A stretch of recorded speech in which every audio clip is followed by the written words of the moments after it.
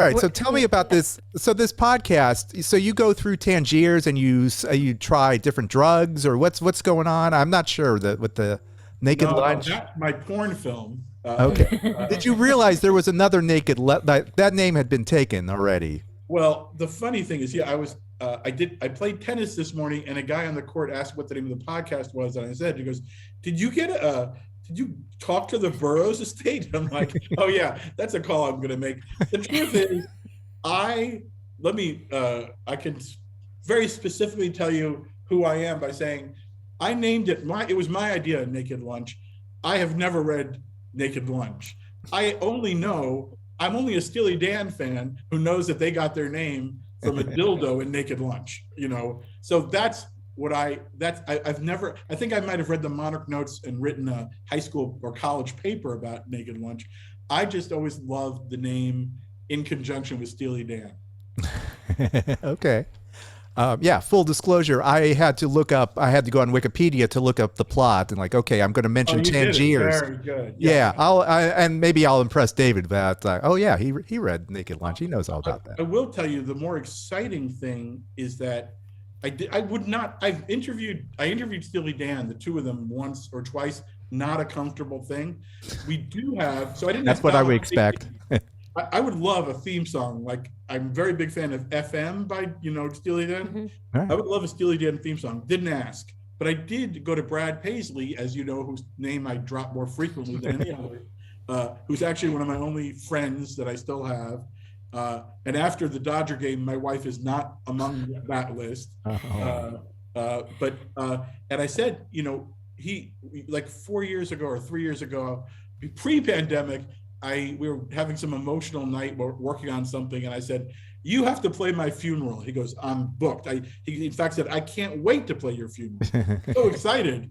And then when we were about to launch this podcast, I said, you know what? I'm going to say you don't have to play my funeral because I won't enjoy that, but you have to write the theme song to Naked Lunch. So Brad has written the theme song, which is, I can conservatively say, the greatest 30 seconds of music in history. It is the greatest lyric, not written by Cole Porter or Dylan.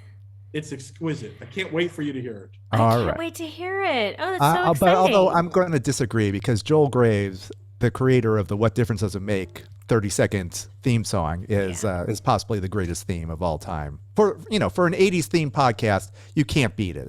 It's just positively the best. Definitely number 2 to Naked Lunch. Okay. All right. I haven't heard it yet, so no, I'm not going to judge yet, but, shout out to Joel. I know it's going to be great. Thank you, Joel, for creating the What Difference Does It Make podcast theme song. Thanks, Joel. Phenomenal. But yeah, a podcast is an adventure. In our case, like Phil and I have been talking about this because it's based on the fact that we've had lunch for 20 years with our friends, and brought them together, and we actually took a shot at it like 5 years ago or so. We sort of tried to do it, but those were in the golden age where no one paid you money to do a podcast, and we both lost interest. Him because he's a billionaire who's busy, and me because I was struggling to, I wasn't going to pass up on any. I have to write every dog and pony show on TV. I wasn't going to turn it down.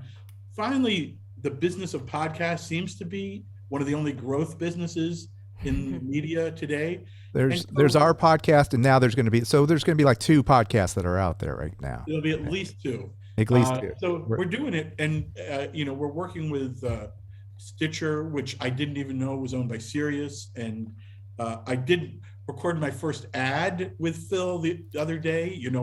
So I assume there's ads. I just found that out. We have a theme song. We have ads. We have done episodes with some of my favorite people, and yeah. Have you discovered the joy of making a native ad? Do you know what a native ad is? No. Oh, that's where you talk about it in your own voice, like you and Phil, like, hey, I love my MeUndies underwear, and you just have to, but you do it in your voice. You got to sell the product. Like today's sponsor is, I got a feeling the sponsors are all going to say, yeah, could David leave the room when Phil reads it? I got a feeling we're going to get there, but we'll see. Are you at liberty to disclose any of the other guests besides Alice and Janney? I'll just say it. Yes, I'll say so far. Uh, let's see, Ray Okay, so Romano and Brad Garrett. when this airs, the first one will be out. So the debut episode will feature. I will not tell you because I don't know yet. There's two. Okay. Two are deciding. We're in constant editing mode now, or I should say, I'm just waiting for someone to send me the edit and then give notes. Saying like, how did you make me sound like an idiot? And they said, because you're an idiot, and that's what works. But so far, Ray Romano and Brad Garrett together, so it was very much for the everybody loves Raymond, nobody loves David Wild crowd. There's Alice and Janney. Now, Jimmy Jam, who I work with on the Grammys and who I love, just like one of my favorite people on earth. We did Susanna Hoffs and Jay Roach together. Their first interview ever. They said, we've never done something together, and so we did it together. We interviewed our wives. That's the episode that may never air because my wife was brutal. It was actually really great. I love that episode. We're filming with a comedian I can't mention. I think it's been announced Jimmy Kimmel will be coming up. Sheryl Crow is next week, and she's the first person I met in LA, I think, or second person I met, like my first 30.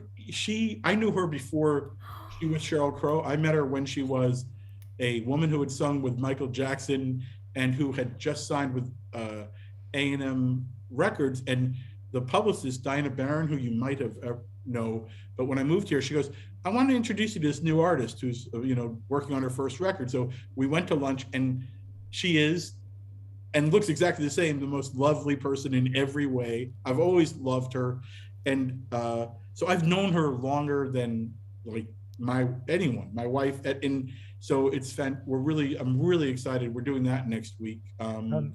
Nice. She's got her documentaries coming out, I think this week or something. Yes, and I just got it, and I'm going to watch it tonight.